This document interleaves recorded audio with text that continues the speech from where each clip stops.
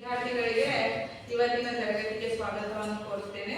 ಇವತ್ತು ನಾವು ಇತಿಹಾಸದಲ್ಲಿ ಹೊಸ ಅಧ್ಯಾಯವಾದ 5ನೇ ಅಧ್ಯಾಯವಾದ 6ನೇ ತರಗತಿದು ಹೊಸ ಧರ್ಮಗಳ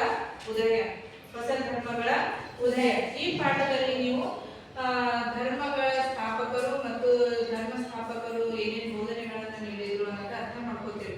ಹೌದಿಲ್ಲ? ನಿಮಗೆ ಗೊತ್ತಿರುವ ಕೆಲವು ಧರ್ಮಗಳ ಹೆಸರನ್ನ ನೀವು ಹೇಳಬೇಕು. ಹೇಳ್ತೀರಿ? ಯಾರು ಹೇಳ್ತೀರಿ? ಯಾವ್ಯಾವ ಧರ್ಮಗಳು ಗೊತ್ತದ ನಿಮ್ಗೆ? ಪ್ರಗತಿ ಹೇಳಿ. ಇಸ್ಲಾಂ ಧರ್ಮ,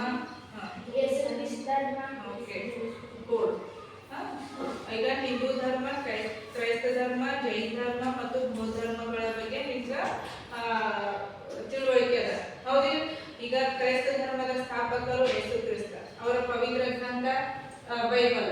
ಯೇಸು ಕ್ರಿಸ್ತರು ಏನ್ ಹೇಳಿದ್ರು ಅಂತಂದ್ರ, ನಾವೆಲ್ಲ ದೇವರ ಮಕ್ಕಳು, ನಾವೆಲ್ಲ ಸಹೋದರ ಸಹೋದರಿಯರಾಗಿ ಬದುಕಬೇಕು, ನಮ್ಮ ನೆರೆಹೊರೆಯವರನ್ನು ನಮ್ಮಂತೆ ಕಾಣಬೇಕು ಅಂತ ಹೇಳಿದ್ರು. ಕರುಣೆಯೇ ಧರ್ಮದ ಮೂಲ ಅಂತ ಹೇಳಿದ್ರು. ಈಗ ಮೊಹಮ್ಮದ್ ಪೈಗಂಬರ್ ಅವರು ಹೇಳ್ತಾರ, ಪ್ರಾಮಾಣಿಕವಾಗಿರ್ಬೇಕು, ಬಡವರಿಗೆ ದಾನ ಧರ್ಮಗಳನ್ನ ಮಾಡ್ಬೇಕು ಅಂತ ಹೇಳ್ತಾರೆ. ಹೌದಾ? ಎಲ್ಲಾ ಧರ್ಮಗಳ ಉದ್ದೇಶ ಏನು?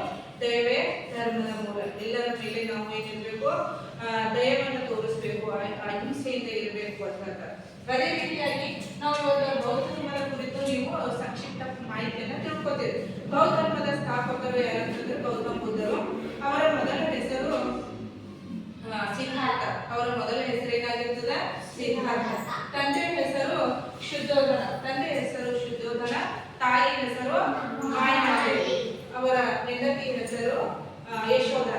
ಮಗನ ಹೆಸರು ಏನಾಗಿರ್ತದ? ರಾಹುಲ್ ಆಗಿರ್ತದ. ಆಲ್ರೆಡಿ ಎಲ್ಲರೂ ತಿಳ್ಕೊಂಡಿರಿ. ಅವರಿಗೆ ಒಬ್ಬ ಮಗು ಹುಟ್ಟಿದಾಗ ತಂದೆ ಏನಾಗಿರ್ತಾರ? ಒಬ್ಬ